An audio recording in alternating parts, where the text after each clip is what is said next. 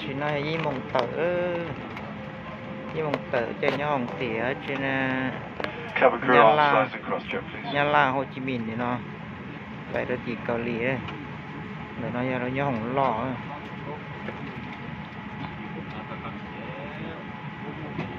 nhau hồng lò chỉ một tao nói chuột ca nhau hồng bé chỉ một trâu ca nhau hồng lò chỉ một chuột ca chỉ mua trò á trên TV này nó đã dùng sai nó bây giờ nhau hồng mê trâu ca tôi chỉ mua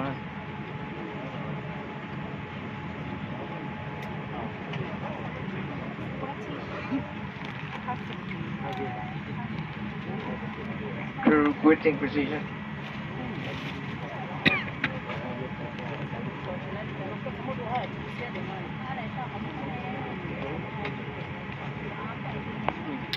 Tim bạ thế rồi già thế đây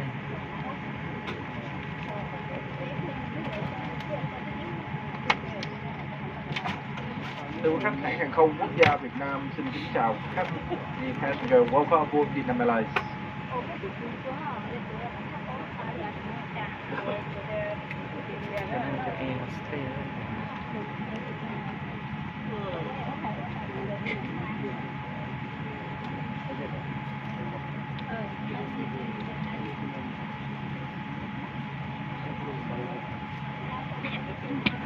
Xin kính chào quý khách, thay mặt cho hãng hàng không quốc gia Việt Nam, thành viên liên minh hàng không SkyTeam, cơ trưởng Robert, tiếp viên trưởng Khánh Toàn và phi hành đoàn xin hân hạnh chào đón khách trên máy bay Boeing 787 chuyến may mắn số hiệu VN422 khởi hành từ thành phố Hồ Chí Minh đến thành phố Busan, Hàn Quốc. Thời gian bay dự định đến sân bay quốc tế Kim Hề là 4 giờ và 5 phút. Xin cảm ơn và kính chúc khách chuyến bay tốt đẹp.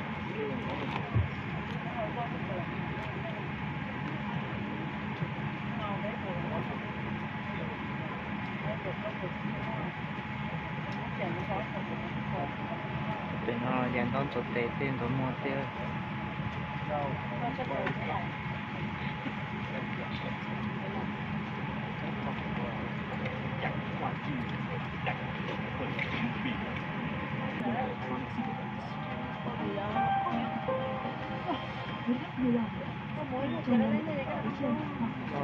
dàn đón số tên số một tiêu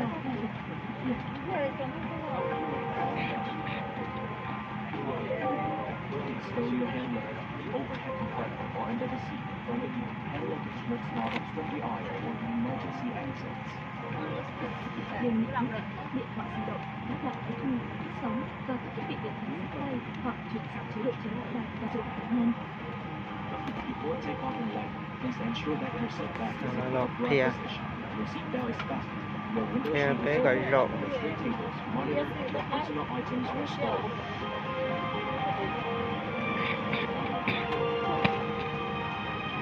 Trường hợp áp suất trong khoang hành khách bị giảm, mặt nạ dưỡng khí được động dựa xuống từ trong khoang khách và trong phòng vệ sinh, quý khách giữ nguyên vị trí, kéo và dập mạnh mặt nạ gần hết để có dưỡng khí, đặt mặt nạ lên mũi và miệng theo đường giường, choàng dây qua đầu và siết chặt dây giữ mặt nạ. Quý khách đeo mặt nạ cho mình trước, sau đó trợ giúp trẻ em hoặc cách đi cùng. In case of decompression, oxygen lenses in the passenger's compartments and the lavatories will drop automatically from the ceiling. Please remain in your seat. Reach up and firmly pull the mask down to activate the oxygen flow. Place the mask over your nose and mouth and breathe normally by securing the elastic band around your head. Only when your mask is secure should you assist children or all passengers. Quý khách không được mở cửa máy bay khi không có yêu cầu của tiếp viên hoặc không phải trường hợp có khẩn cấp. Trong trường hợp khẩn cấp, hệ thống điều tiết nhiệt sẽ bật sử hướng dẫn quý khách tới cửa thoát hiểm. Lưu ý không mang theo hành lý và vật dụng cá nhân khi đặt tại cửa phòng cấp. You are requested not to open the aircraft door without cabin crew's requirements or not in case of emergency evacuation. In the event of emergency, the escape car marking lights will come on to guide you to the exits. Please leave all of your belongings in case of emergency evacuation.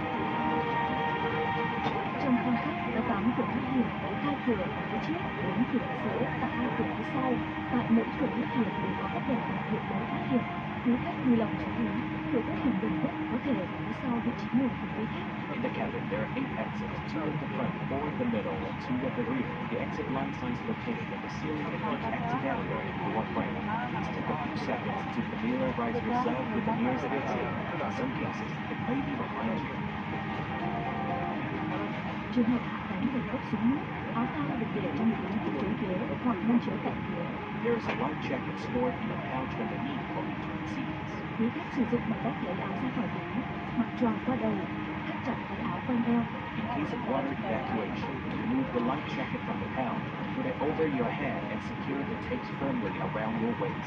Quý khách không được làm phòng áo khi ở trong máy bay. Tại cửa thoát hiểm, quý khách làm phòng áo bằng cách giật mạnh thành hoặc thổi vào nhẹ cao. Do not inflate it while you're inside the aircraft. The life jacket must only be inflated by pulling down sharply the red tabs when you are at the exit. It can also manually be inflated by blowing air into the mouthpieces. Trên áo phao có đèn và còi để gây sự chú ý. A light and a whistle are attached to the jacket for attraction. Áo phao dành riêng cho trẻ em sẽ được cung cấp bởi tiếp viên. Quý khách không được lấy áo phao ra khỏi vị trí khi không có yêu cầu của tiếp viên. Small children's life jackets will be provided by cabin crew. Do not remove the life jacket from its location without cabin crew's report.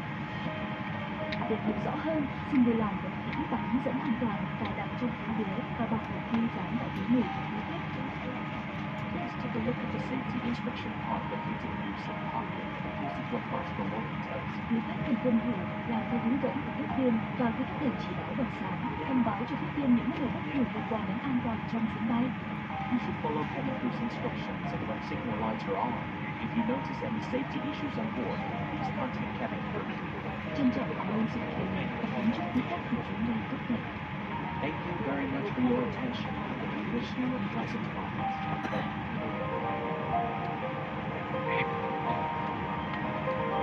Ngọc theo với tỷ sĩ ô sĩ nào tên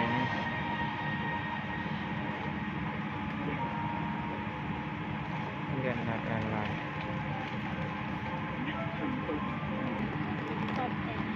bây giờ anh đó là sọt tệ thế đó sọt tệ sọt hỏng một thế à chết gì à con số một thế chỉ lại sọt tệ thế đó lại nó rơi một tớ này nhưng mà nó tập bị khỉa món đồ rồi chỉ bỏ chỉ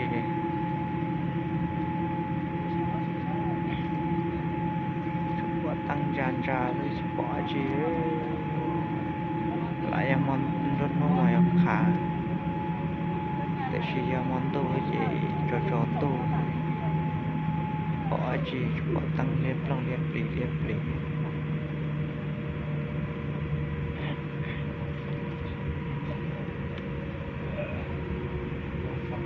bây giờ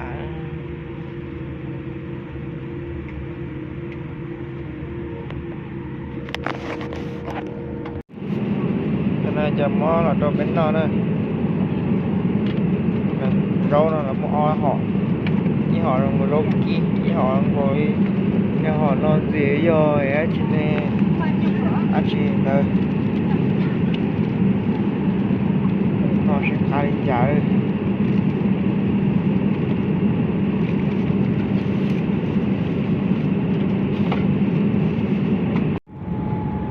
sợ tìm lo trong chúa tiền thật chẳng tệ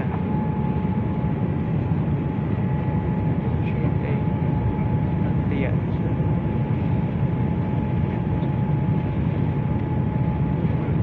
đi tỷ rủ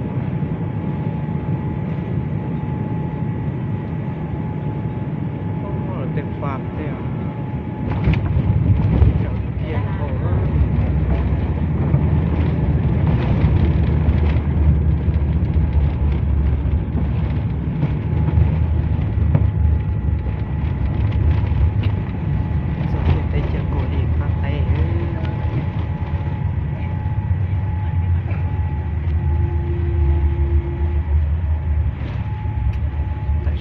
tìm lo trong chùa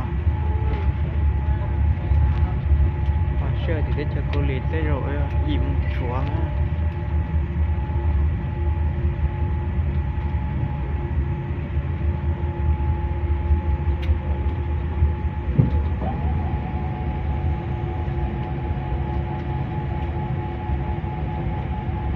chỉ lòng chỉ chụp bọc khá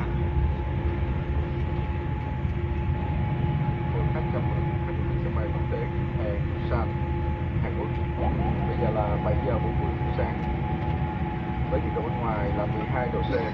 Các lưu ý người đứng tại chỗ gian và cài chặt trước khi máy bay dừng hẳn và đèn hiệu cài gian vàng tắt. Mở ngăn hành lý kiểm tra kỹ vũ trang tối không mở cửa máy bay, không yêu cầu tiếp viên. Hành khách sử dụng dây an toàn trên vé lòng để lại tại ghế ngồi hoặc gửi cho tiếp viên tại cửa máy bay. Thay mặt cho hãng hàng không quốc gia Việt Nam và trung tâm hàng không Skyteam, Bộ trưởng Robert và phi hành đoàn xin chân thành cảm ơn quý khách và hy vọng sẽ được đón tiếp quý khách trên những chuyến bay tới. do thân trì lại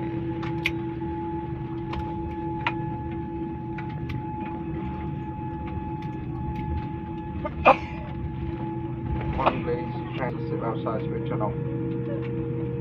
Take care of your belongings. Ensure the contents do not fall out when sao opening lót your cho hand gì một chúa thì lounges. nó Your request mà not tìm to lời open the aircraft door unless instructed by trâu cabin crew. Please trâu lift chúa the front seat belt and your seat will return to cabin crew. We hope you enjoy your flight with us. On behalf of the Alliance members, Skyteam Alliance, Captain Robert and all crew members, chỉ would còn like là to các say thay rồi goodbye đó to you and wish you a Okay, pleasant so, stay in chờ Bhutan. rồi Thank you.